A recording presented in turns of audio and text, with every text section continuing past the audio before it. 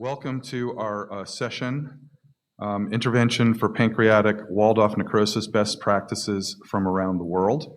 My name is Douglas Fagel, and I'm a professor of medicine at the Mayo Clinic in Arizona. And I'm here with my partner, Dr. Mariam Naveed, who is at Advent Health in Orlando, where she is the program director of the GI Fellowship. And we're really excited to have four outstanding speakers today who will be talking about the North American, European, and Asian perspectives, and then Dr. Veggie to put it all together for us. And I'd like to invite our first speaker to come up to the podium. Dr. Todd Barron hardly needs an introduction. He is a professor of medicine at the University of North Carolina, where he is the director of advanced therapeutic endoscopy, and he's also a recipient of the Rudolph Schindler Award in 2023.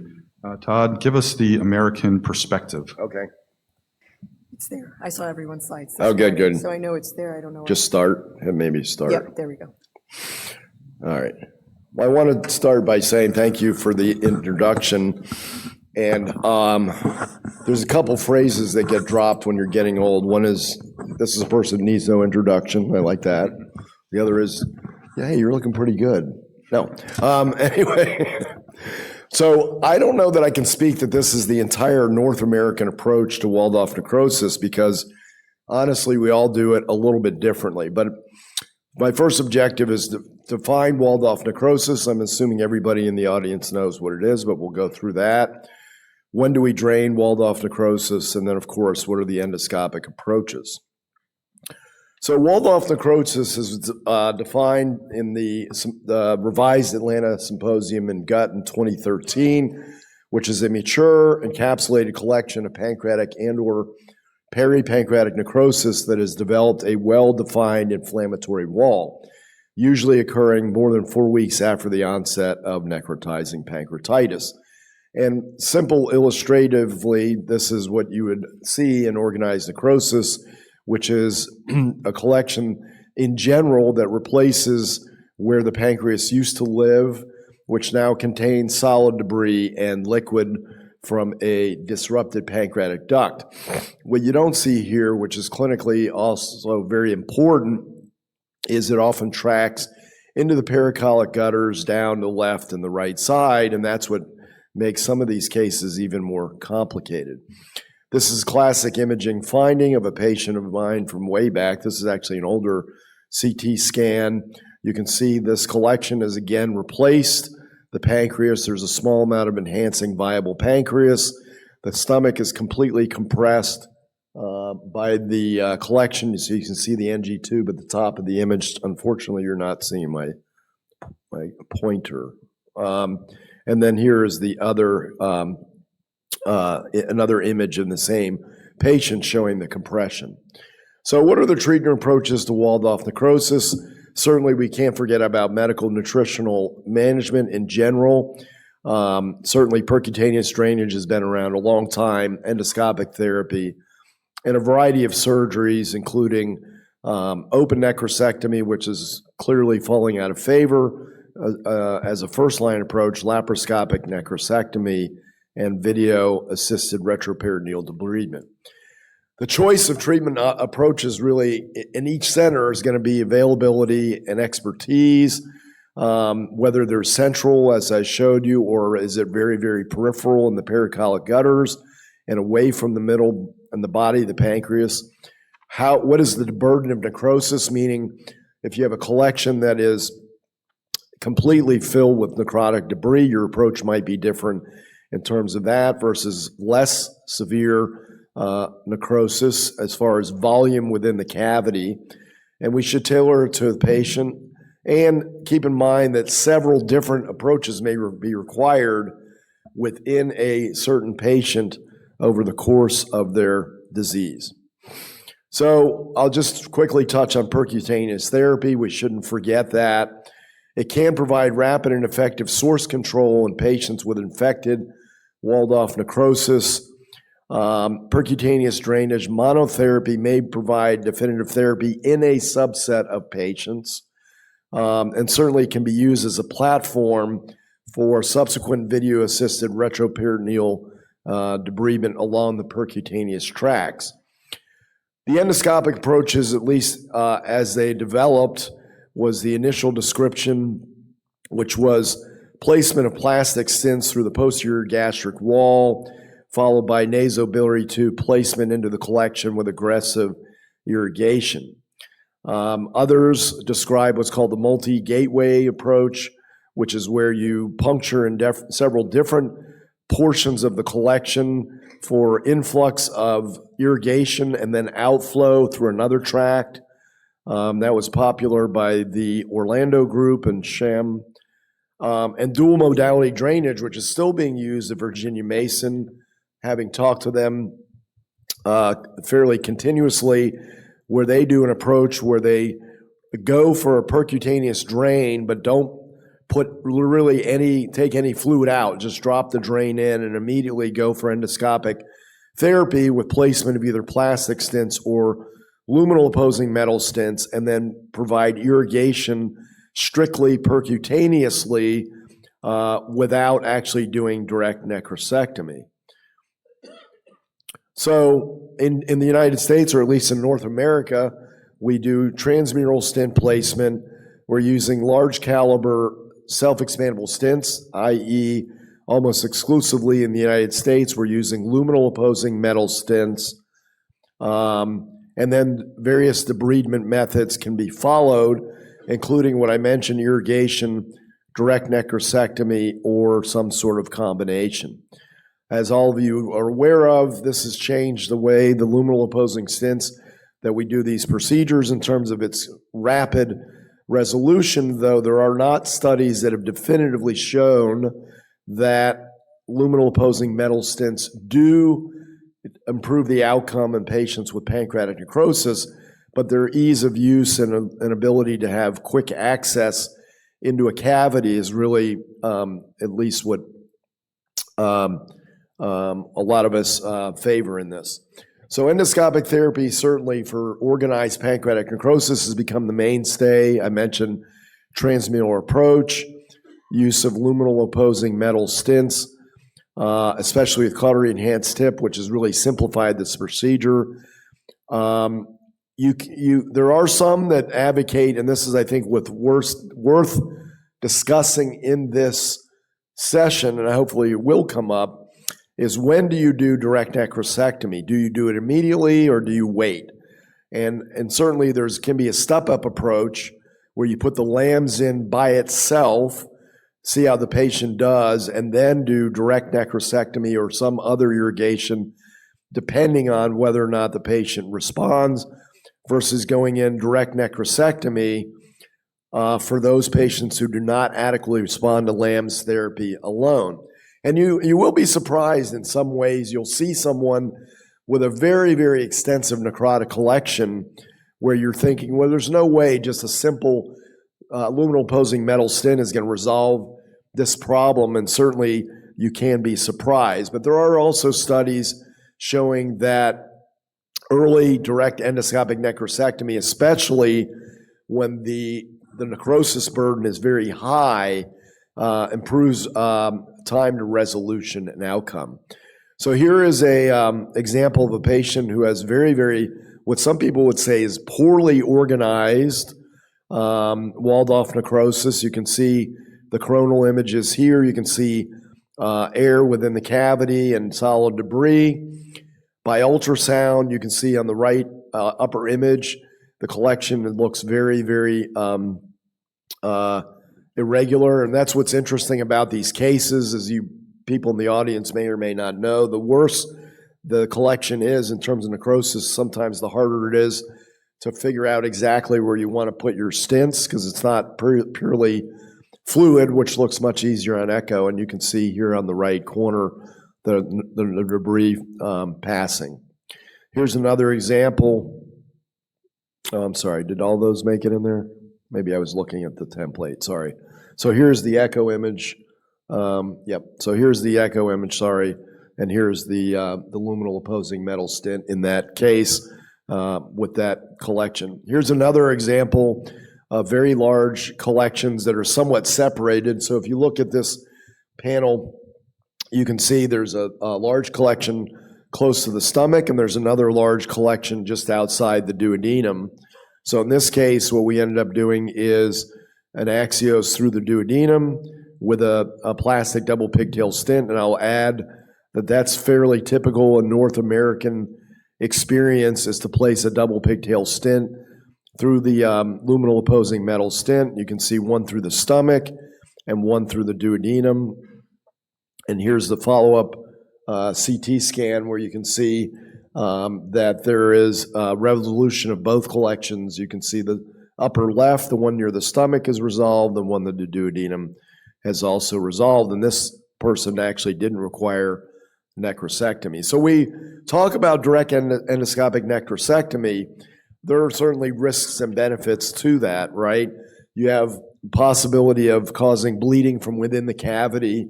Certainly I've had, and fortunately not very often, I've perforated a cavity. There's reports of air embolism when CO2 isn't used. There's the cost, and then there's the risk of stent dislodgement. But the benefits, obviously, if the patient's not doing well, there can be higher success, especially like I said, we can talk about early direct necrosectomy, early resolution, and potentially cost benefits. Not to forget, certainly, that you can do direct necrosectomy via LAMS. And here's an example of pulling necrotic material back through the LAMS. As I mentioned, there's a risk of dislodging the LAMS, which is really not a big deal, other than you just wasted a lot of money if you just put the thing in. This is that same patient showing a fair amount of necrotic debris that was removed endoscopically and near complete resolution. So I was part of an AGA clinical practice update, expert review several years ago, clinical practice update, and was commissioned and approved by the AGA, framed around the 15 best practice advice points, and several advanced endoscopists, hepatopancreatic biliary surgeons were involved with this practice guideline. And basically, this is what we recommended, is that patients with walled-off necrosis, again, you should select your patients. Sterile would be a patient that has refractory symptoms or unwellness that you believe that you can get better than time alone. And obviously, patients that have either suspected or known infection who are clinically not doing well. Is a central component of sufficient size and accessible transmurally? If the answer is yes, which it is most of the time, then we recommend EUS-guided placement of luminal opposing metal stents. If there's an associated large pericolic gutter extension, we recommend aggressive percutaneous drainage for those, although there's certainly reports, and we have also, I've done many times, where some of these pericolic collections you can get into by going through the transgastric approach and down into the pelvis, although it can be extremely time-consuming. Is there a large amount of solid debris after you place the LAMS? If the answer is yes, you probably ought to consider direct endoscopic necrosectomy, although, like I said, I'm trying to say that this is the North American experience when each of us might do our direct necrosectomy timing at a different rate, either at the upfront or, again, even scheduled. Some centers in the United States do scheduled endoscopic necrosectomies versus on demand. So this is where there's a lot of differences, I think, in terms of how we approach these. And then, is there not a large amount of solid debris? Simply put the LAMS in, remove the LAMS after resolution, or again, direct necrosectomy for failure of LAMS as a sole therapy. So in conclusion, endoscopic therapy for walled-off necrosis is certainly effective. I didn't give you numbers, but you can imagine that almost all the series have very, very high rates of resolution, up in the 80s to 90s. A variety of endoscopic methods are available and used. The approaches chosen are often center-dependent. Large diameter luminal opposing metal stents, meaning 15 to 20 millimeters, offer benefits over plastic stents in terms of ease of use, but the outcome appears to be not tremendously better than plastic stents, but I think that ship has already sailed. I don't think most of us in North America are going back simply to plastic for most patients. For patients with central walled-off necrosis, a large diameter LAMS as first approach with DEN as needed is recommended, although I understand if those individuals choose to do direct necrosectomy early and often and aggressively, especially when there's a large amount of necrotic debris underlying. And finally, upfront direct necrosectomy is reasonable in those patients that have a high burden of necrosis. One, done. Right on time. Drag that out right to the end. All right, thank you. Actually, 1 second. I want to do questions now. Yeah, we have some time for questions.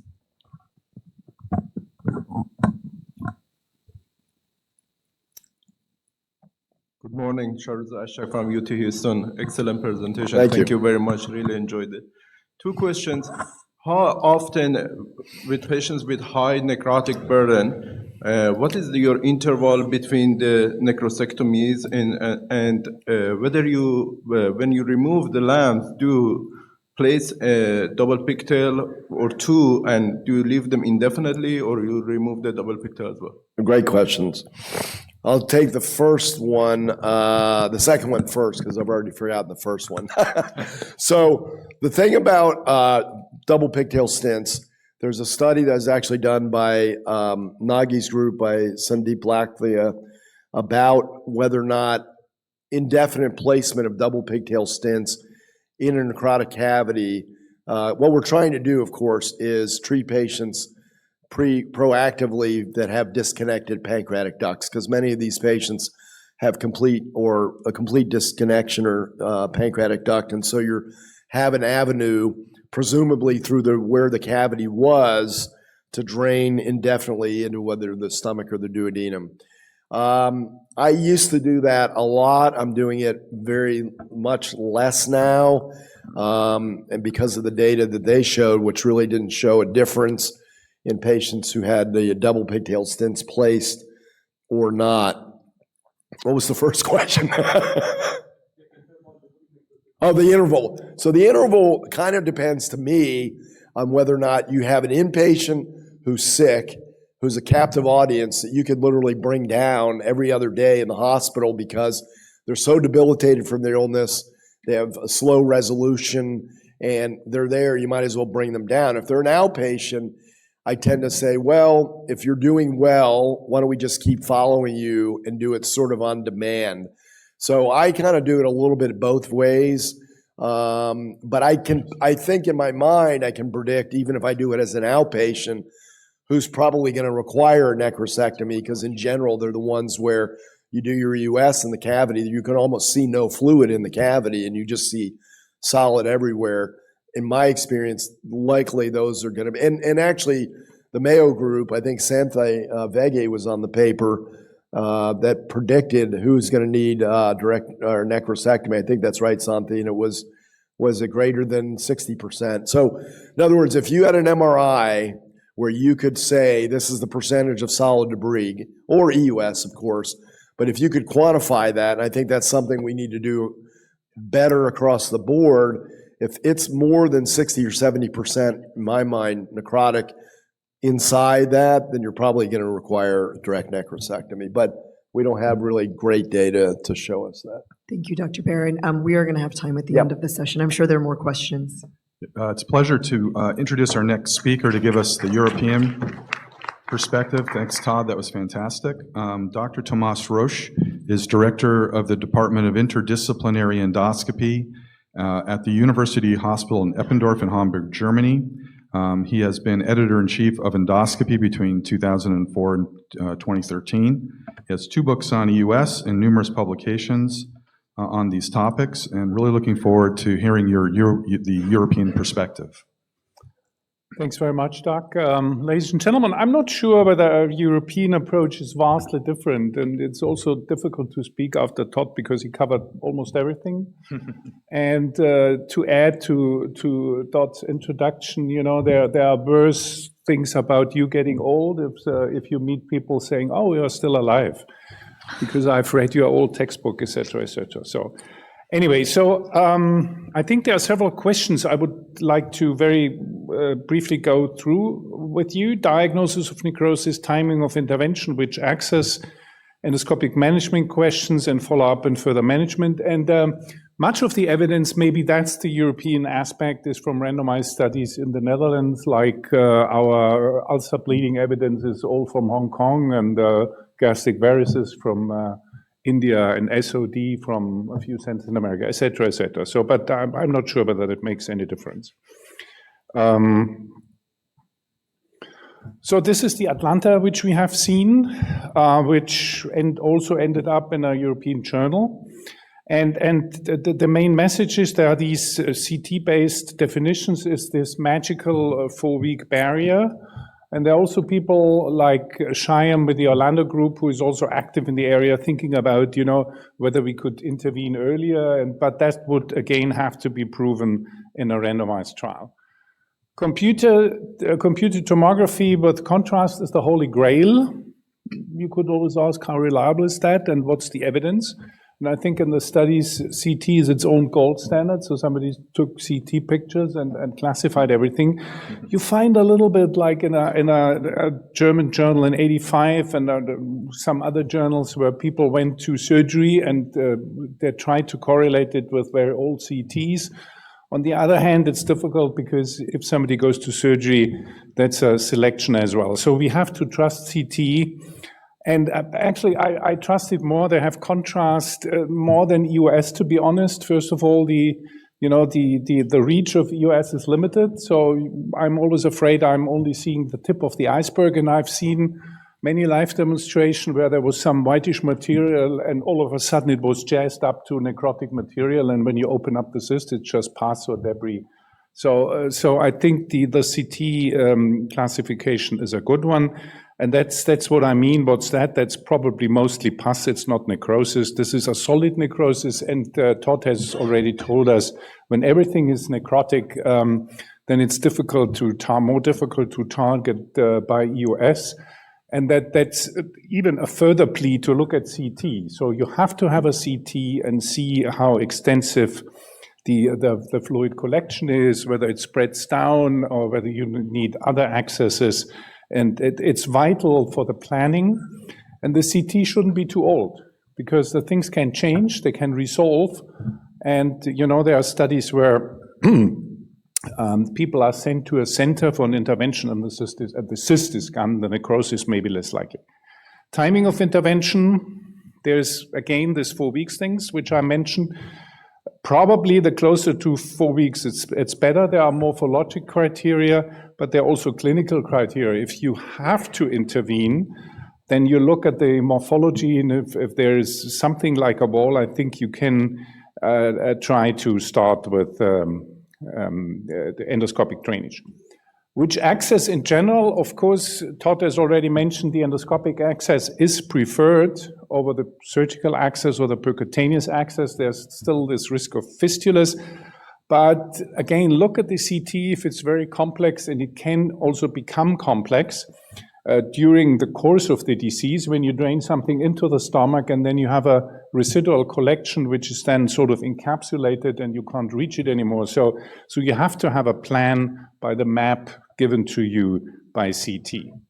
So what about the evidence? I think, of course, there are limitations. Todd has shown very nice pictures how differentiated the management has to be, several accesses, etc. So it's not easy to group patients into a randomized trial, and the inclusion criteria are probably the most difficult thing. So there is a step up versus immediate necrosectomy. They had a sort of an equal outcome, but it was more cost effective to intervene earlier. Transgastric is better than open surgery, which is not surprising. the endoscopic step up is not much better than the surgical step up, which is not surprising either. And of the step up, postponed is better than immediate. Again, I think it's about the selection criteria, which patients you have. If it's a typical patient after 6 weeks, which is not severely ill, but it's not going forward really, then this is more valid than in a patient where you have to intervene and you can't postpone. So always look at the inclusion criteria of those studies. Endoscopic management questions, which stent, etc. This has been extensively studied. I think there is a tendency for necrosis to use a LAMS instead of a plastic stent. It depends on the healthcare system, costs, etc. But that's a general tendency. So practical issues. Before you start, I think I was hammering already on the CT, a good CT, rather recent CT, ideally with contrast if the patient can take it, is not too ill, has a renal insufficiency. For necrosectomy, use COT insufflation. There have been disastrous cases of air embolism, although in all honesty, there are also case reports about embolism by under CO2 insufflation. So the question is about general anesthesia. We are great friends of general anesthesia in general. I think you should consider that because these are ill patients. There has to be there are longish procedures, etc. Plan a concomitant drainage if necessary. So look at the CT and ERCP. There is consensus, I think, that it should not routinely be done. Yeah. So metal versus plastic, latest meta-analysis, randomized studies, I already mentioned only shorter procedure time, all other parameters equal. I think it also depends how good your control is in between. You have to look at the collection with ultrasound at least and see whether it's effective or you have to re-intervene. Here, immediate versus postponed necrosectomy. Again, the immediate has less sessions. All other parameters are equal. And in all studies, not everybody undergoes the procedure. As you can see here, 35 versus 21%. The number of interventions was 0. So it's a very mixed collective. And I think if you really want to learn something about a randomized study, you have to read the small print. What do? We start with a drainage. The more necrosis, the more metal. The higher the clinical need is, we start with a necrosectomy. A nasobiliary or nasocystic tube for flushing, in my experience, is a nice thing, but nobody does it on the board. What you could do, you could place one and maybe add another 20 minutes, and that's the best flushing, and then you can extract it. Wait if clinically justified. So the interval between the sessions, I think, depends on, of course, the clinical need, but also organizational considerations. Monitor by imaging, I was mentioned this. Should you limit the procedure duration if it's under general anesthesia? I don't know. So maybe 1 hour. These are these cut-offs by gut feeling. What's a nice thing, what we do is when, you get these little pieces one after the other and you really get tired, so call your colleague and she should take over for 15 minutes and you have a coffee and you come back freshly and that works wonders. That's a simple trick, but try it. So it probably makes sense to leave those stents, depending on the CT image, a little bit longer because the recurrence was lower, but that's probably the disconnected duct syndrome. And here is this database. It's not a randomized study. And they showed that among the factors for complications, 65 adverse events, and 80% were removed after more than 4 weeks. So then the timing in general was not a factor in multivariate analysis. But again, you have all kinds of, in such a large database, collections. Some are closer to vessels, others not. Some develop better, others not. So it's actually difficult to say at the end. Thank you. Some time for questions. Questions from the audience? I'll ask you a question. That was a fantastic talk. Regarding cross-sectional imaging, my sense is that CT and even MRI underestimates how much necrosis is actually there. What are your thoughts on that, and which is better, CT or MRI? Well, our radiologists are a big fan of CT, and that's the best we have. I was mentioning some of the limitation, which makes me doubt how reliable that is, but at least you have a good map where the problem sits and how widespread it is. Go ahead, question in the audience. A quick question. What is your opinion regarding the use of hydrogen peroxide during the necrosectomy? We have tried it sometimes. It was not a big breakthrough. Another thing is to change to a large channel endoscope, increase suction. You should probably then start when it starts bleeding. So it's the idea to take a larger channel endoscope, I think, is sometimes a good one. But in the few cases I've used it, the effects were not dramatic. Thank you. Go ahead. Hi. Question for both Dr. Roche and Dr. Todd. How often are you doing ERCP with pancreatic duct drainage for these patients? And what do you use to guide it? Use MRCP? Very infrequently, primarily. If you drain and there's a lot of pancreatic juice with super high lipase in it, then yes, mostly during follow-up. If there's a problem recurrence, then I think that's the time where ERCP should be done. I have a question. You mentioned that sometimes these patients can have such a high necrotic burden. What is your approach to assessing and managing exocrine or endocrine insufficiency in these patients that have such significant necrosis? Is that something that you routinely do or kind of factor into your algorithm? Initially? Initially or sort of during the process when you're just sort of, like you said, when the pancreas itself is sort of replaced with such a high necrotic burden? Well, the question is whether this would change my management. Yeah. Later on, of course, you have to know, but initially we don't not measure necessarily it systematically. Great, thank you. That was an outstanding talk. Our next speaker is Dr. Nagi Reddy, who's chairman of the Asian Institute of Gastroenterology in the AIG hospitals in Hyderabad, India. He is a past president of WEO. He has numerous awards and accolades, including from the ASGE, such as the Master Endoscopist Award, International Leadership Award, and President's Award from ASGE. He will give us the Asian approach. Nagi. Thank you, Doug. So we've heard about the American and the European approach. The Asian population is very heterogeneous, so you have different groups of people, but the approach seems to be almost similar. And if you look at practice guidelines and consensus statements that we got from India, China, Japan, Korea, all the societies have their own practice guidelines. And most of them, in terms of how you treat indications and all, are similar.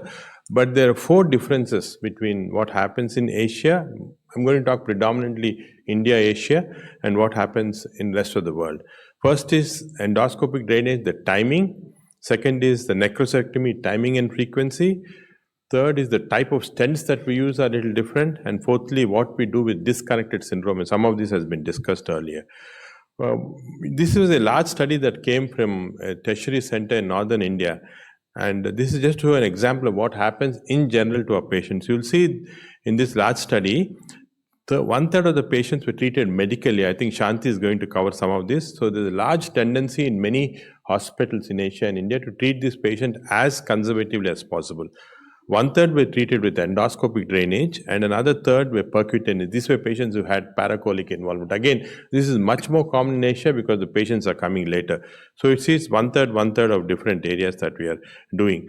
So again, you'll see surprisingly that a large number of patients had SEMS put in, and I'll show an argument against that later on, but this is the practice, unfortunately, in spite of the fact that plastic stents are as good. So this is just a picture of what happens in a center in Asia and large centers.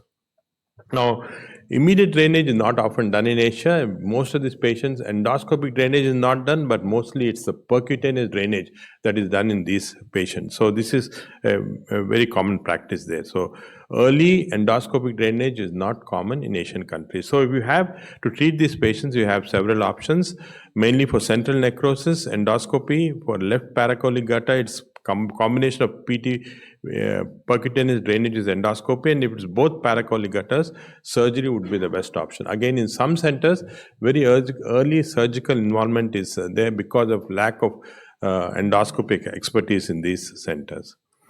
Again, the difference between Western countries and here is that you have only one stent here, we have several stents. These are the three most commonly used stents in the Asian countries. The first one is a biflange stent. Unfortunately has been named but no royalty from this. This was a very cheap stent, so it is used for many, many years in Asia. The Axios then came in, and then competing with Axios was the Spaxus stent, which is a Korean stent. So we have many of these used, and let's see what are the differences. This was a study from Korea which actually compared Spaxus with Axios, and you can see very clearly that they have similar technical success, clinical, but the most important thing is the adverse events. And you can see the Spaxus had much less adverse events in terms of bleeding. The reason is the design of the stent. If you look closely here, the Axios stent has got spikes. So when the cyst collapses, the chance of bleed from hitting one of the wells is there. Whereas Spaxus is designed in such a way that there are no spikes, and therefore the chance of bleed is less. So this was a very large multicentric study in which we also participated, showing that maybe Spaxus as good technically, but less complication rate. Of course, typically this is how we use the biflange stent. Again, little different in our approach of how we actually insert this compared to the lumen opposing stent. So you see the first step of dilatation that is done because this is not a hot stent, and therefore this additional step is there. And then you put this, we have various diameters. So the advantage of various diameters here is if the wall is thicker, then you can use a 3 centimeter stem in between. So this is another advantage which is not there with other standard lamps that are available in the Western world. So once, of course, this is put in, it's quite easy to do this procedure, mostly done with a combination of EUS and fluoroscopy. And what happens subsequently is that the last part of this procedure is very tricky, again, compared to using, so some expertise is required in using these stents compared to the standard lamps. You can see fairly effective, 4 weeks, completely drained. And of course, we then go in and do a necrosectomy. Sometimes you can see this is again easy. And now we have the other version, the hot version of this 5-ply, so that you don't have to go through the procedure of actually dilating these tracts. Now, this is another very important question, a difference that we have from the Western world. This is regarding direct necrosectomy. And this is a study published in the Lancet where, again, multicentric, but they showed that early endoscopic necrosectomy was good in these patients. But I think this is where we differ in most centers in Asia. And you can see what we actually do is a step-up approach. So we put in these stents only if there is a block because of necrosis coming here, we go in and we put a nasocystic tube irrigation, and again, Thomas, our patients actually agree to this. I know Western patients don't like to have a tube coming out of the nose, but many of our patients like it, that something is coming out, you're treating them and so on. And of course, it's so this is very acceptable. So what we do is a stepwise approach where we first put a US guided drainage, wait for 48 to 72 hours. If there's persistent symptoms, then we plan to do an endoscopic necrosectomy. If there's no symptoms, we don't go in. Additionally, in these patients, we do an NCT with irrigation nasocystic drainage. And if persistent symptoms are done, then we would again add a percutaneous or the surgical drainage. So this stepwise approach helps us in sort of, ultimately only 10% of our patients would require a severe necrosectomy, endoscopic necrosectomy. Of course, if the necrosis is more than 50%, I would say that we have a little different approach. Either do a direct necrosectomy or put in a nasocystic tube, and then what happens is necrosis gets lysed and much easier to tackle it later. Of course, one of the problems we also have is the cost factor involved. So if the stent migrates like this, we generally would go in, take out this and place it back again. So salvaging these stents are an important component of treating these patients in countries like India or surrounding areas. And you can see the two other studies that have come. This was a Chinese study which showed very clearly that they too also went for a postponed intervention for necrosis, not immediately as is done in Western country. A Japanese study, again, very clearly, the Japanese have got a large study group called the Welcome Group, which looks at all these wounds, and they showed very clearly that they also go for a delayed necrosectomy. So this is the algorithm like the ASG algorithm, the Japanese algorithm, which says that if you have a wound, centrally located US guided drainage, if paracolic gutter extension, percutaneous drainage. This is where most of us end. But sometimes you have to use dual modality, and if this fails, direct endoscopic necrosectomy or a surgical ward, and very rarely surgical necrosectomy. So this is a very simplified way of how we approach our patients with Waldorf necrosis. And again, you can see percutaneous is done in a lot of centers in Japan and in India. For some reason, this is more often done than in Western countries. You have a percutaneous tract already there, then you go in with your endoscope, and it's much easier than doing an endoscopic necrosectomy. You can actually take off larger chunks in these cases.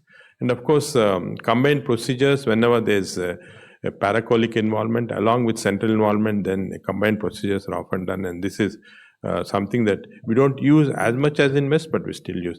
The second question is that I'd like to discuss is question of the SEMS versus plastic stent. I mean, LAMS versus plastic stent, because this is the debate that's very important for us, where the economic constraints.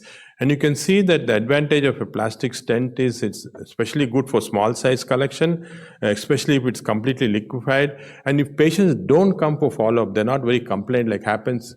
For example, you see a patient who comes from 1,000 miles away and he's not going to come back fast. So in these patients, plastic stents are better. Metal stents, of course, for larger collections, if you have a solid complaint and if the patient is going to be nearby and is coming back for follow-up. So technically, the advantage of plastic stents are like extremely low cost that they have. They can remain in long term. You can forget about them. Nothing happens even if they're there for a long period. Whereas metal stents have certain advantages, but the disadvantage in Asian group is expense. And therefore, because of this thought process, there have been a lot of studies in Asian countries looking at metal versus plastic and different stents. What are the advantages?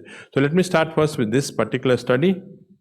Which came from the PGI, a tertiary academic center in our country. And in this particular stent, what they did was to compare self-expanding metal stents along with plastic stents in patients who had necrosis of about 20% on average. That means fairly significant necrosis. And in this study, you'll see the treatment success, number of procedures, duration of the procedure, almost everything is similar.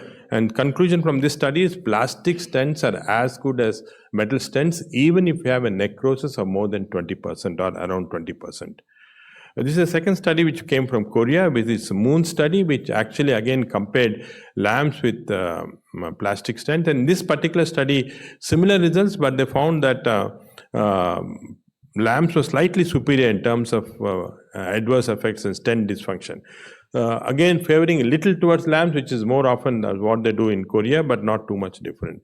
And this was our study, which we actually looked at study randomized patients into metal versus plastic stents. You can see that everything is same, adverse effects, overall clinical success, but the re-intervention free period was better with this is the other stent which I showed you, which is not lumen opposing throughly, but biflange stent. So with the metal stent, it was little better than plastic stents, but in general, not too much difference. The other factor to consider is that with metal stents, you can sometimes get these bleeds that can occur, especially if you keep them more than 4 weeks. And in fact, one of the first studies which actually showed that these stents should be removed early was from India. Vinay Dheer and his group showed repeatedly that early removal of LAMS would result in less bleeding. And this has become now actually the standard of practice in all over the world. So if you actually look at plastic versus metal stents, this is from G, but applies everywhere, that the only difference between plastic and metal stents is the time difference. It takes longer time to put in plastic stents, but otherwise everything else is similar. So there's a strong argument for using plastic stents, at least in some situations. So what we would do in India mostly is that if you have less necrosis, 10% or less necrosis, we would use plastic stents. But if you have more than 30% necrosis, a gastric wall which is very thin with some potential collaterals, then of course metal stents would be better. So a little difference in practice in the sense that at least in some areas we are starting to use plastic stents. The second point is plastic stents after SEMS. Again, this is a practice which is a little different from the Western world. The reason is if you look at disconnected pancreatic duct syndrome, almost invariably most patients with walled-off necrosis develop this. But there is a variability of what happens depending upon what has not been studied properly is what happens if you have disconnection at the head region, neck region, tail region. Is there a difference? Nobody has studied this because this first paper which came from Belgium, Marianne and all showed that in all patients with WAN followed by putting in plastic stents was no plastic stents. Those who did not have follow-up stents had increased fluid collection. So it became a general rule and general thinking that in all patients after WAN it's better to put in a plastic stents to prevent recurrence of fluid. I think this concept, in my opinion, was not right because we published a study in Gut several years back where we showed. This is a busy slide, but in this study, what we found is that if you take patients with WAN, 80% of them had disconnected pancreatic duct. 74% of them had disconnected pancreatic duct. But if you follow this carefully, you'll see that even though 70% had disconnected pancreatic duct, only a very small percentage of them had symptomatic, 10% only had symptomatic fluid collection. So 74% had disconnected duct, only 10% had symptomatic collection. So for this 10%, should we use a plastic stent in all the patients? This was the question, and this was not answered till we did this randomized study which published some time back, where we showed that if you take patients who had a disconnected pancreatic duct and then put them into two groups. One group we put in a plastic stent routinely, another group we did not put a plastic stent. That is after removing the metal stent. We didn't put. And if you follow up these patients, you'll see that there was slight difference, but not too much in the no stent group or the stent group. So based on this, our policy is not to routinely put in plastic stents after removing the lamps, and only certain category of patients. Which are the patients which require this? Those who have a large one, especially in the head region. Those who have a necrosis of more than 30%. These are the patients who are likely to require. So we watch them and maybe use so that only about 10 to 15% of the patients after you remove your lamps would require a plastic stents. And this is a policy that is also being followed in Japan now. So selective long-term plastic stents. Another thing that we've been doing commonly is in all our lamps and even the biflant stents, we tend to put in another double pigtail plastic stents. And this has shown to decrease the adverse effects and also shown to decrease the migration. Remember, the biflant stents which are used in Asia are not the lumen apposite ones. So the chance of migration is very high. But if we do this, put in another small plastic stents, nothing happens.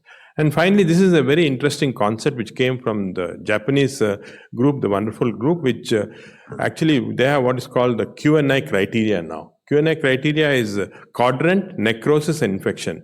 So based upon how many quadrants are involved, how much is the necrosis, and what is the infection, they can actually triage these patients into low-risk groups and high-risk groups. So low-risk group would mean only 1 or 2 quadrants involved, less than 30% necrosis. Whereas high-risk group would be, in addition to this, infection, and of course more than 30% necrosis. So based on this, they've shown very clearly the clinical response differs between these two groups. And I think there is now good evidence that if you can use this in your triaging, you can save a lot of, actually again it becomes economically very feasible in our patients. So just to summarize, there are differences of how we treat WAN in Asia Pacific region versus in the Western world. More conservative treatment is done than in Western world. Of course, drainage is predominantly after 4 weeks. Although we have shown that plastic stents are as good as lamps, unfortunately lamps it's become a habit with endoscopists even in Asian regions to use this more. But I think a significant percentage of patients can be treated with plastic stents. We almost always use a step-up approach. And as usual, I think as elsewhere, multidisciplinary approach is a must in these patients. Thank you for your attention. Any questions in the audience? I'll ask a question. Do you think that the etiology of the pancreatitis makes a difference whether it's, alcohol, gallstone, hypertriglyceridemia, tropical pancreatitis. Do you think that makes a difference in outcomes or approach? I'm not sure. There are no studies, Doug, but I don't think there's going to be a difference. In fact, at least we have as many alcoholics as you have here, so there's not much difference in that. The etiology in terms of what is causing acute pancreatitis is similar. Of course, tropical pancreatitis is always chronic. We don't get acute attacks. So I think predominantly it's alcohol, gallstones, idiopathic, or hyperlipidemia. These are the four. So it's the same etiology. We looked at actually etiological difference between acute pancreatitis and in the Western world. There's very small differences between both. We have almost similar. Dr. I have a question. I apologize for my voice. In your study with the plastic stent, did you know if there was a difference in the long-term fluid collection infection rate, suggesting that whether the stent sort of served as a nidus for infection, or that was not something you noticed? No. So this comparative study where we randomized patients into plastic stents was no plastic stents. There's no difference in terms of infection. There was again a small difference between fluid collection. So when we look back at the data of these patients who had this small difference in fluid collection, we found they predominantly ones which were in the head or neck region, very high up in the pancreas, and ones which were having necrosis of more than 30%. These were tending to have recurrences compared to the other group. But no change in infection. Yeah. Thank you. Thank you. Thank you. All right, our final speaker of the morning is Dr. Santhi Veggie. He's a professor of medicine at the Mayo Clinic in Rochester, Minnesota, where he is director of the Pancreas Clinic. He is a master of the American College of Gastroenterology and the immediate past president of the International Association of Pancreatology. He's going to put it all together for us. Thank you very much. My topic is Intervention for Pancreatic Walled-off Necrosis 1, Agnostic Pancreatologist Perspective. These are my disclosures, mostly federal grants, NIDDK, and Department of Defense, and the only commercial thing is writing chapters for up-to-date. What or who is agnostic? Someone who believes that the existence of God, or someone that the divine is unknown or unknowable, neither affirming nor denying. In technology, agnostic means a solution generalized, can work with multiple environments, devices, systems, without being tied to a specific vendor or technology. So a pancreatic specialist with no conflict to any one specific intervention, specialty, route, technique, sequence, and whatever other things. So that is supposed to be an agnostic pancreatologist. But many people ask me, what do you do? You're a pancreatologist. So I will say that any physician who spends most time of practice with patients with pancreatic disease can be an endoscopist, can be a surgeon, can be a gastroenterologist, involved with the patient care right from the time of diagnosis till the disease is resolved. He gets a 30,000 feet of the view of the whole disease course till the finish of the course, and years, probably better, of decades of experience of dealing with large number of patients and involved with the evolution of knowledge about the disease by personal contributions. I think that would be a good definition of a pancreatologist. Now here you may think, who is this guy who is speaking with 3 world-class interventional endoscopists? Is it a misfit? Of course, I look like this when compared to these 3 who spoke before me. They're strong, powerful, well-known, and I would say that one thing is that because this disease is very close to my heart and 45 years I've been treating, probably I may find a place here. But the other things that I'm going to show you in my slides, not that they're new, is based on all these things that I've done over the decades. I've written review articles in JAMA, NEJM, other things, book chapters in Up to Date, the new Cecil and Goldman textbook that's coming, Schlesinger-Fortran. I introduced moderately severe pancreatitis classification. Then I was one of the people in the revised Atlanta classification. Now I am leading the international group for revising the revised Atlanta classification and multiple guidelines over the years for ACG, AGA, IAP, APA, etc. Now, so the evolution is important because of the nomenclature of these things. The first 1992 Bradley's classification is when I was just few years into my practice, so I'm an old guy. Now, Todd Barron, who is sitting here for the first time, proved that endoscopically you can do this in 1996 in Gastro paper. Dick Kozarek wrote the editorial, Skunk Poking. And then Todd Barron changed the name from OPN to WOPN, Waldorf Pancreatic Necrosis. And we changed it to Waldorf Necrosis in the revised Atlanta in 2012 because it can be pancreatic, extrapancreatic. The first time that the Atlanta classification needs to be revised came from our group in 2005, this gastroenterology correspondence. Then we did this in 2012, 13 published in the Gut. But some of the points I want to highlight to you is that when you say Waldorf necrosis, the pure pancreatic thing, which is you are seeing on the left side, is extremely rare, only 5%. Whereas the pure extrapancreatic is 45%, and a combination of pancreatic and extrapancreatic is 45%. So that is one of the most important things. And the second thing I want to tell you is what we call pseudocyst all the time is extremely rare.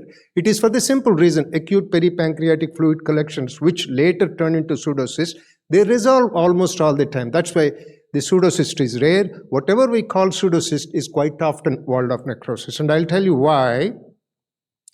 Because we know that we call this a pseudocyst on CT scan, but when you do a Waldorf MRI, then you can clearly see there is a large amount of necrotic debris. So the importance of MRI in these people, where you convert the term pseudocyst to Waldorf necrosis. That's an extremely important point in the management. Then the disconnected pancreatic duct syndrome, which is very important. Nagi has spoken to you about it. And this is the triad, the definition by the famous surgeon Howard from Indianapolis. Triad is the cutoff of the pancreatic duct on ERCP or MRCP in the middle of the pancreas. 2, fluid collection on imaging in the same area. And 3, the most important thing is enhancing viable pancreas in the distal area. You should see a good chunk of pancreatic tissue there. And that's what actually keeps feeding this collection. So we have already heard the indications why and then when, early, late, wall present, wall absent, what type of intervention, endoscopic, percutaneous, laparoscopic, etc., and the route, transabdominal, transgastric, retroperitoneal, and how within the same intervention, the technical difficulty, the differences, and where, which type of institution or setup should you really be treating these people. We know the universally agreed indications. I don't want to go into this. Most of the infected necrosis and obstruction of the gastroduodenal area are the biliary obstruction and disconnected duct. When also generally accepted 4 weeks because you have the wall, but sometimes you are forced to intervene early, particularly when you have abdominal compartment syndrome or a perforation or deterioration despite intense treatment in the critical care. And in these people, the wall will be absent, so it has connotations in the treatment. So much is written about early intervention in the last 10 to 15 years, particularly within 4 weeks with no wall or minimal wall. There are many studies, many meta-analyses that have been published saying that this can be done, technically feasible. Endoscopic method is the most common method that is used, but the meta-analysis clearly showed more morbidity and mortality. And there is also 1 or 2 meta-analysis says that there is no increased mortality, but one has to be very, very careful when you take this decision, and 2, it has to be done only by experts. It's not a situation for novice people to do, which is of course never the case. And what intervention, again, we have heard a lot. I don't want to go into the details, but just to list the whole bunch of things, laparoscopic, open surgical, pure antibiotics, endoscopic, percutaneous, drainage, necrosectomy, but endoscopies have taken over for the most part, and the percutaneous is probably second. Surgery, almost never done. Laparoscopy, for some reason, hasn't picked up. Now, even in the endoscopy, you have the drainage, you have necrosectomy, it can be done upfront, the den, then you have multiple gateways. Of course, EUS is always there. Endoscopy as part of step-up, and it can be done as a hybrid with a percutaneous route, both drainage as well as necrosectomy. And this is the first multidisciplinary conference Marty Freeman and I held in Chicago in 2011. And after that, when this is published, it has been completely, the matter has been put to rest that minimally invasive way is to treat these people. Open surgery has almost disappeared. Now, Many of the landmark trials, the endoscopists have become extremely sophisticated in doing randomized controlled trials, and really hats off to them. And all these studies have been very clearly explained by Dr. Reddy, Dr. Roche, and Todd. But 2010 is the Dutch step up. 2018 is the Dutch saying surgical route is better, endoscopic route is better than surgical route. And Bang and Sham showed that both double pigtail lamps similar, except lamps is shorter duration. Then Pramod Garg from Delhi said laparoscopic route for necrosis less than 30% equal to the endoscopic approach. Then Pointer is the immediate versus delayed, again from the Dutch. Then 2022, the Reddy's thing, post lamps double pigtail for disconnected duct. He has shown you already that it didn't make difference in their study. Of course, they have put the plastic stents after the removal of the stent, whereas in the 2023, the Czech study, and the authors are in the audience, they actually put a pigtail through the lamps, and they say that this is actually reduced the adverse events. The Prometheus from Spain is again the same, double pigtail versus lamps, similar results.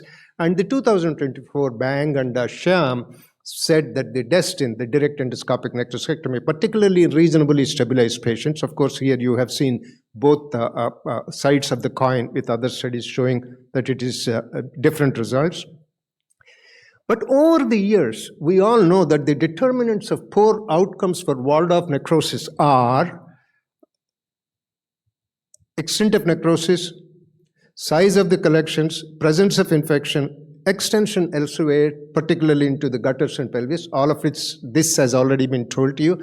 But actually, 15 years ago in DDW, in my talk on walled-off necrosis, I said, maybe we have to quantify the necrosis, three-dimensional CT or three-dimensional MRI, and then tailor your thing. And that has come into, all these things have come into what my younger colleagues from my institution, Barham and Vinay, have come up with the Q&I classification, quadrant necrosis and infection. Dr. Reddy has already mentioned about it.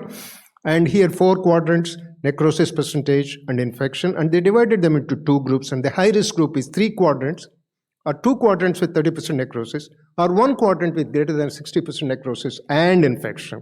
These are the people where you have to treat slightly differently, more aggressively. And where is the question that often comes up? It has to be in a specialist center, according to me. That's my personal view. Specialist center is high volume, all the different disciplines, 24/7. And Gastro paper has clearly said for a center to be a specialist center, you have to have minimum of 120 patients of AP admitted per year. So that's the important thing. And lastly, so where are we with walled-off necrosis 2025 as an agnostic pancreatologist that I look at it? Many resolve spontaneously, very important to know. We don't have to do anything, but follow the universally agreed indications for intervention.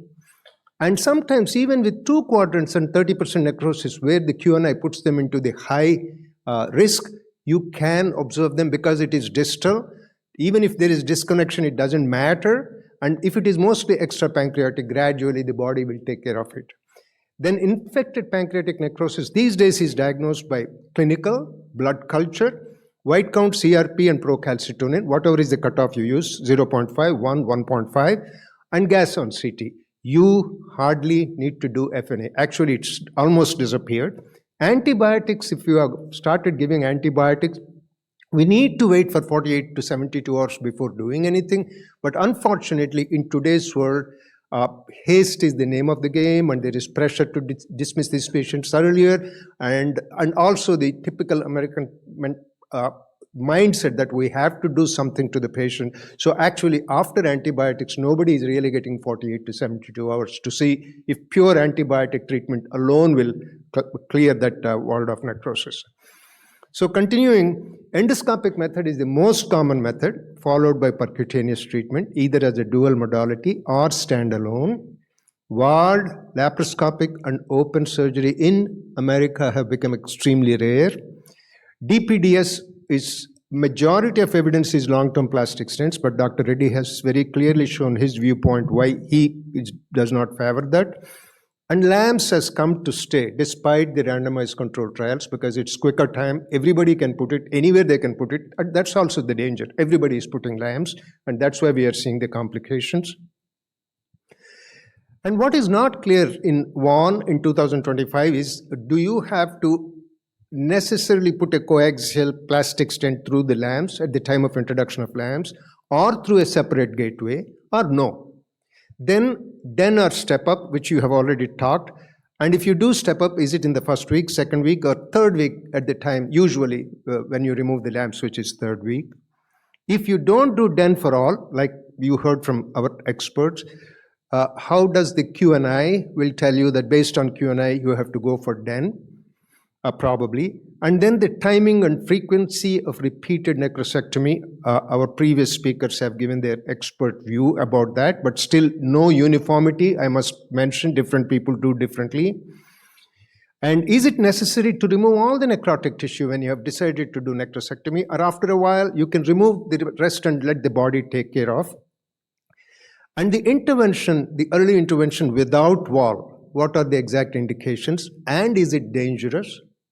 If you decide to do early intervention, is it endoscopic or percutaneous? And if you have splanchnic venous thrombosis and pseudoaneurysms without other indications for intervention, are they indications for intervention because they are dangerous situations and you have to also intervene and decrease the collection? And what's the role of hydrogen peroxide, streptokinase, and other stuff that you are doing? And what are the dangers of those things if you do that? Bleeding and other things, embolization stuff. And with all these things, I think the future probably is better accessories, which are being done by experts who are here and who spoke all the time, tacking devices to reach very distant paracolic gutters in the pelvis, etc. The role of hydrogen peroxide and jet lavage. Then glue of the pancreatic duct in fistulae and leaks, gastric cooling, which is now being, the grant has already been written by Stanford people for multi-centered thing, because if you cool the necrotizing pancreatitis, it doesn't evolve into WAN. And then stem cell therapy, people are saying through the transgastric route, you can put stem cells the moment you diagnose necrotizing pancreatitis, day 3, day 4, day 5 of the disease. And then who knows what else will come in future. So only those who attempt the absurd will achieve the impossible, as Einstein said many years ago. And I always felt the same about my interventional colleagues. They are really always trying to achieve the impossible. And I work with them very closely, although I am a manager of these patients. And I'm, of course, not Einstein. Thank you. Can we invite all the speakers to come on stage for a panel and to join us up here for questions? Have a seat. Good job.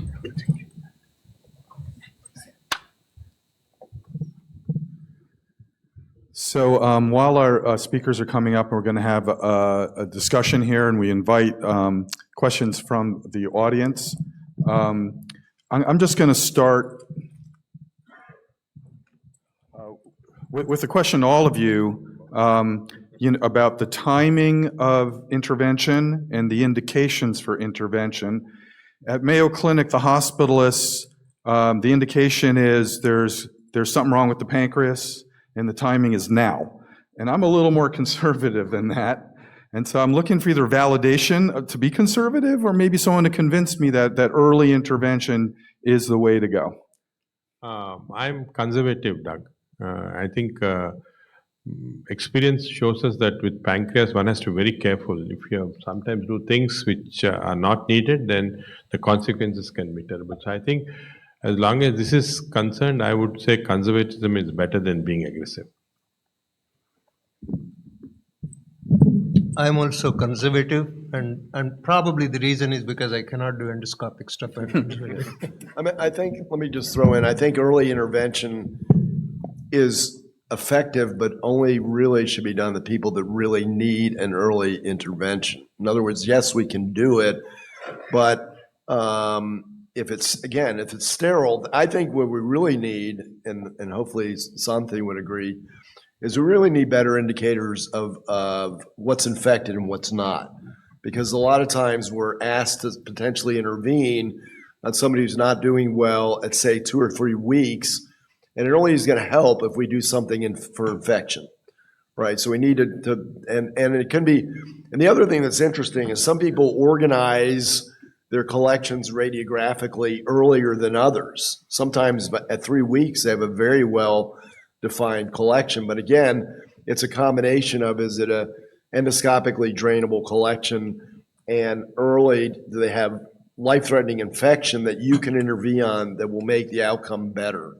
And the surgeons showed us that sterile necrosis is not, you're not going to make the outcome better. Yes, if it's big and they can't eat, that's one thing. We're talking about somebody who might be dying from infection early. That's when the intervention is needed. But we have to distinguish, is it really infection or is it inflammatory response? And sometimes we can't tell. Dr. Roche, what about the indication? I mean, usually we get our arms twisted because the patient's having pain. Is that an adequate indication to do a drainage procedure, or should we be more selective?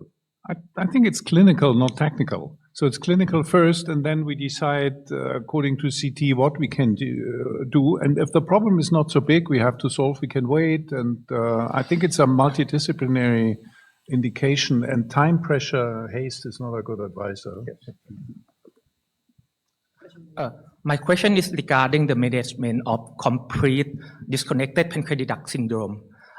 You discussed about whether we leave the long-term enabling plastic stent or not, but which patient would you send for the surgery or do the rendezvous EUS to try to manage this type of complete disconnected pancreatic duct syndrome? Thank you. Can I ask something on top of that? I've never understood what disconnected duct syndrome is, and I'm afraid it's probably heavily overdiagnosed. Yeah. I think you're right, Thomas. Based on a gut paper, you can see that we tend to overdiagnose. If you actually look at the classical definition and look at how many patients with one have disconnected, it goes up to 80%. But I think there are a lot of variations, differences in many of these things. There are two aspects. One is an acute collection coming back again, which of course then you would require a long-term plastic stent in these patients. But the second problem is when the distal part of the duct is significantly long and gets stenosed, two things can happen. They can have recurrent pain, which would then require a transgastric pancreatic duct drainage. And if it is getting atrophied, the pancreas, then patients can develop diabetes. In fact, that is the most significant complication in these patients. So there's no study yet to show that actually draining these pancreatic ducts early can decrease the chance of pancreatitis. So the only indication for transgastric pancreatic drain would be in those patients who get recurrent episodes of pain with a dilated duct. So just a couple more points in addition to the two experts is that it's probably quite common but also overdiagnosed. And there are at least two types, if not more than two types. One is complete disconnection, the other is partial disruption of the duct. And the other thing is, very, very rarely you can actually connect the duct again, transpap, very rarely. Todd Barron way back published about 4 patients about 20 years ago or so. But lastly, when you are not doing good with your long-term indwelling plastic stents and they continue to have, the fluid collections coming back despite that, then you do surgery. But when you ask your surgery, most of the people with not much experience will say distal pancreatectomy, and very quick, you can do it. But your tail of the pancreas is where you have all your islets. And the distal pancreatectomy, diabetes happening, which was not there prior to that, is 35%. So it is possible to do pancreatic jejunostomy, but extremely difficult technically. Howard from Indianapolis has large series, but subsequently nobody is doing that. Yeah. Let me add what you said. So at our center for the disconnecteds, we do it for surgery for younger people when the disconnection is really, really toward the neck and there's a lot of pancreas out there left. And to Dr. Vege's point, we have an islet cell surgeon who will do these patients with a distal pancreatectomy and an islet cell at the same time to preserve the islet cells and prevent diabetes. So we operate our offer operations, but again, very selectively on those. We try to manage them. Obviously, again, if they're asymptomatic and they're not young and it's not a lot of pancreas, then we might not do anything. Yeah. But the message is we treat the complications if they occur, and not the morphology primarily where we think could be a problem. Hi, I was just sort of interested in the panelists' thoughts on chemical debridement. We touched a little bit on the last talk about diluted hydrogen peroxide and some of the other agents. Thanks. So we've had some studies, in fact, we've had some experience with hydrogen peroxide. I think although there's studies showing its efficacy, there are also dangers of using hydrogen peroxide. So now we've stopped using it. There are other new chemical solutions that are being developed, and hopefully we can get something. Unfortunately, it's very difficult to get an ideal solution that dissolves the necrosis and completely clears it off. The dangers of all of this is that in addition to the necrosis, it actually can act on the blood vessel nearby, producing potential bleeding. So therefore, one has to be very careful. And the other third important point what Shanti made is that nature has got a fantastic mechanism of healing necrosis. Sometimes we find if sterile necrosis, even large quantities, spontaneously gets healed, taken over by macrophages and so on. So I think these are three important things to keep in mind. I just want to say that, a tincture of time sometimes probably is the best treatment for all complex diseases in human body, and lesser the indication, more is the complication. Hello, Giuseppe Manella, Milan, Italy. Congratulations on your talk. You have pointed out, and now we have the Q&I for stratification. And it has been developed in Mayo, validated in Italy, in Japan.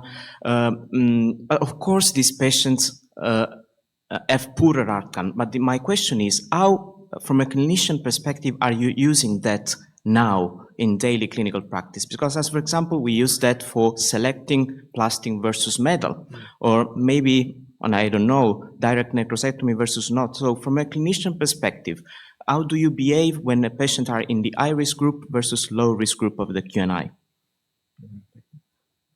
I think, of course, Shanti may be better to do this because they actually did the initial Q&I.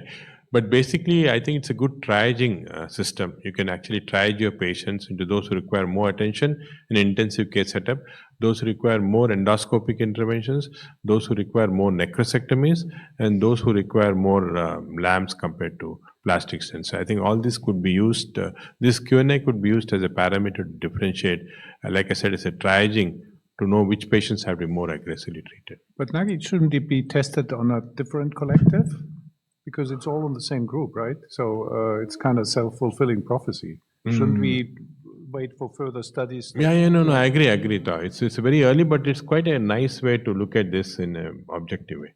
You mean in different populations? Yeah, population. So see, last year, this paper that Nagi presented, Japanese paper, was presented last EDW. Yeah. So that's one. And then the Italian group, multi-center group, also has validated that last year, and I think that paper is coming in print, but it has to be validated. But actually, it is nothing other than what we have been saying for 15 years. The size, the necrotic debris, the extension to they just combined them into a simple Q&I. Yeah. Thank you. Excellent talks. I have two questions. Where comes ERCP in the algorithm?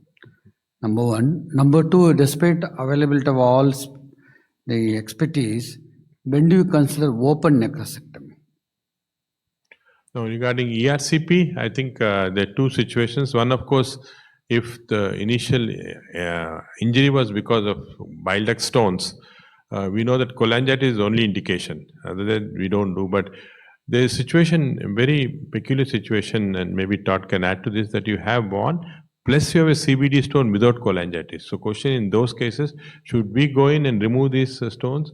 A Dutch study, Lancet, showed that maybe you can give time, you don't have to go urgently, you can give time and then go and remove to prevent, again, recurrent pancreatitis. But cholangitis is the only indication. The second situation for ERCP is disconnected pancreatic duct. And like Shanti was saying, if there's a potential to connect the distal and proximal part, which is often not there because total disconnection, if you can do that, that's very good. But there's a problem there. The problem is in trying to do that, if you infect the necrosis, then you can have dangerous consequences. So this is something that we have to think carefully. MRCP is fairly unreliable in this way to disconnect duct. I think that's a problem. Yeah. Any comments? What comes up a lot in clinical practice is somebody comes in with gallstone pancreatitis, and then they have a lot of inflammatory changes around the head of the pancreas, and then their liver tests start to rise, and everybody freaks out and says, oh, they have the stone again. And most of the time, it's just a lot of edema in the head of the pancreas. But again, then you're called because they're having fever, and you don't know if it's systemic inflammatory response, is it cholangitis? So those are the ones sometimes you're pushed to do, but I agree 100% with Nagy. Number one, they tend to be technically difficult procedures in the setting of a severe acute pancreatitis involving the head because the duodenum is so inflamed. Sometimes you can't even find the papilla. It's narrowed, and to Nagy's point, if you get contrast in the duct and there's a duct disruption, then you've infected the necrosis. So I think some of those patients, you just have to keep telling the team, relax, the MRCP is negative. They're like, oh, you must have missed a stone. We're like, no, you just have to wait. And those are the ones I think are problematic, I think. Yeah. Thanks, everyone, for a great session. Brian Boulay from UIC in Chicago. In an era of walled-off necrosis treated largely by LAMS and direct endoscopic necrosectomy, I think we take great pride in tackling these huge collections by ourselves. And the percutaneous drain seems to be possibly an underused modality that's only used by the Virginia Mason group these days. And I can't help wondering if that's a missed opportunity. So my question is, for anyone on the panel, is there a clinical setting in which a percutaneous drain still has some role? No, I think the two issues here. One is percutaneous drainage. One of the problems for percutaneous drainage, if using it alone, isolated, without a combined procedure gastric, like what Virginia group does, is that you'll end up with persistent fistulas. And this is a big problem, persistent percutaneous fistulas. So as far as possible, if you're doing percutaneous, it has to be combined with additional gastric drainage also, so that then it closes once the gastric drainage continues. There are, of course, indications for percutaneous where you can't access the wand because it's the place which is not close to the gastric wall. And if you're somebody very talented like Todd, you can of course go through the stomach and reach whichever part of the abdomen. But most people, for paracolic collections on the left side especially, tend to use percutaneous in addition to the. So this is a spot where we commonly use, and sometimes of course multiple percutaneous because there are multiple collections all over, which you can't of course reach with endoscopy. I think that's where the drainage is. Thank you. So I'm Rajesh, and any of the panelists can give the answer. We presented our abstract this time that a patient of acute necrotizing pancreatitis, and 80% of the patient, 78% of the patient has a DPDS, and among that 70% are asymptomatic and 30% are symptomatic, either in the form of recurrent pancreatitis or a chronic pancreatitis or an external pancreatic fistula. So those who has an external pancreatic fistula, they require an endotherapy. Now the question comes, the disconnect at the level of head and disconnect at the level of tail. Should we intervene very early when the disconnect is at the level of head? Because in our paper, we have seen around 30% of these patients develop the diabetes. If we intervene when we see a disconnect on CT scan or MRI 2 centimeter gap, and we know that if we don't treat these patients early, they might be developing the diabetes. So should we intervene these patients early? And thought for myself is, when we remove the LAMS, at that time, if we do the ERCP or EUS guided, because at that time, the complete track is not fibrotic. You may be able to traverse the gap, or you may be able to traverse to put a pancreatic stent even in the leak. So at least you will be able to drain the distal duct. So when we should intervene or not? So your point is extremely important. You are right in that. And actually, 35 years ago, Hans Beger and Lankish said that right-sided disconnection, which is in the neck and head, is dangerous. Left-sided disconnection, like you said, is okay in the tail. Nothing happens. It just gets atrophied. They all good. So that's a very important point. And the technical thing, once you remove LAMS, you can retrograde put the thing. I probably asked Todd or them to answer. I've struggled with this for a long time, your question. And here's what I've come to the conclusion. I could be right or wrong. These disruptions are usually, in general, with severe necrotizing pancreatitis, not just side branch and minimal disruptions. So imagine if you necrose, we always think, okay, you're necrosing the gland, but you're necrosing the duct there. So I've thought, okay, let's say you can jump this thing over. What does that become? There's no epithelium there. There's not a real duct there. So if you stent for a short period of time and treat it, is it just going to develop a stricture anyway? If you beat on it with stenting for 6 months to a year, you're abusing the remainder of the head of the pancreas that might be viable, that you're basically beating up with stents. And in the end, have we ever proven that once you pull them all out, it doesn't just go all the way back down because there's really not a duct there? It's just a tract that doesn't, again, if it necroses and it's gone, it's different than part of the duct is intact and there's a part of it that's not. I could buy into, yeah, we can close it and fix it and salvage it, but I don't know. We'd have to prove that that's a long-lasting tract once you take the stent out, and it's worth all the effort to keep it. That's where I am with it. So my question is the distal parenchyma. Can we do it EUS guided early in the course rather than patient has a recurrent symptoms? So if we do a EUS guided pancreaticogastrostomy, or we can do the EUS guided pancreaticogastrostomy and wire comes into the cavity. So can we prevent the long-term complication of diabetes in these patients? Yeah, I think, Rajesh, from our data, we've seen that the most important problem that occurs in these people, even if there's no symptomatic collections to drain, is diabetes. Yeah. Now, we do not have studies to show whether draining this very early can actually preventing diabetes, but theoretically it should, as you rightly say. If you drain this, then you prevent atrophy of the distal gland, and like Shanti said, that's where all the islet cells are. You definitely would. So I think it's an interesting question, which actually the research question we should look at, looking at asymptomatic disconnected distal collections, draining early versus not draining early, whether you can actually prevent diabetes. I agree with that. This is an extremely important question you raised. And at the time of your LAMS, you say, why not do it? Because we can do it and there is no downside to it. That's so actually I've tried in the 2 patient and I was able to connect the duct because it was not completely fibrosed. So somehow we were able to do it in the 2 patients. I want to just mention a very interesting situation I have seen in these people. Todd may not remember. This was way back when we were working in the same institution. Todd used to be the guy who used to take care of almost 90% of these patients at that time. Actually, what he did was there's of course a disconnection and a fluid collection. He did the transpapillary thing and he actually put a stent which didn't go into the distal duct, but it went on top of the duct till almost the junction of the body and tail. Subsequently, the patient healed and the stents were removed.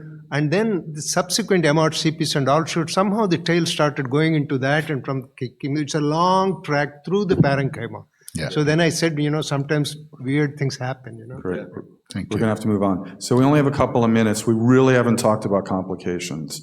So I'd like to address complications, especially bleeding complications, early versus delayed. Does the fact that there's splenic vein thrombosis and varices change your approach? What about a pseudoaneurysm? How do you manage bleeding and how do you prevent it? So if there's pseudoaneurysm along with a VON, it's an important principle that first we should embolize or block the pseudoaneurysm before treating VON. Otherwise, they can be very risky. So the pseudoaneurysm is usually treated several ways. I think the best way was to do an embolization depending on the type of pseudoaneurysm that we have. Sometimes we can use splenic stents and so on, splenic artery stents. If splenic vein thrombosis surprisingly is not so uncommon, and anticoagulation, usually now the oral anticoagulants that we use. The problem then comes that once you start anticoagulating them, you have to drain the VON. What happens? Because you can't stop the anticoagulations. And I think this is a question that Shanti has addressed earlier in a paper too. So pseudoaneurysm, very clear, block the aneurysm and do the drainage. But what about thrombosis? Actually, isolated splenic vein thrombosis, there is some data suggesting that you don't have to do anything, just keep quiet. But if it's spreading towards the mesenteric side or going into the portal vein, then that's when you should actually intervene and give anticoagulation. So once again, when Todd was there, Todd would remember, I am of the opinion that if you have a compression of the splenic vein with a necrotizing collection, then I think that itself is an indication, because otherwise it will fully occlude and then you have to go into this anticoagulation and all. Todd was always willing to act, and we had 3 or 4 patients way back, Todd, But subsequently, I don't find any series where, that now actually I'm putting it as a sort of thing in the revised classification I am leading right now, that if you have compression and if you think it's going to this thing, that may be an indication without other indications. An indication for drainage, right. I don't think most of us are routinely using anticoagulants. Dr. Rush, do you anticoagulate these patients when they have splenic vein thrombosis and you're worried about them? Yeah, if it doesn't get too much into the way of the necessary drainage, yes. I'm not so sure how well we can really recognize whether it's compression or there's a lot of inflammation which per se contributes to the progression. So often we are thinking too mechanistic, I'm afraid. Yeah, but the thing is, once you have a collection, whether it's inflammation causing the thing or a compression, there is a high risk of that getting completely occluded, and then you have to go into the anticoagulation. So maybe an intervention is indicated.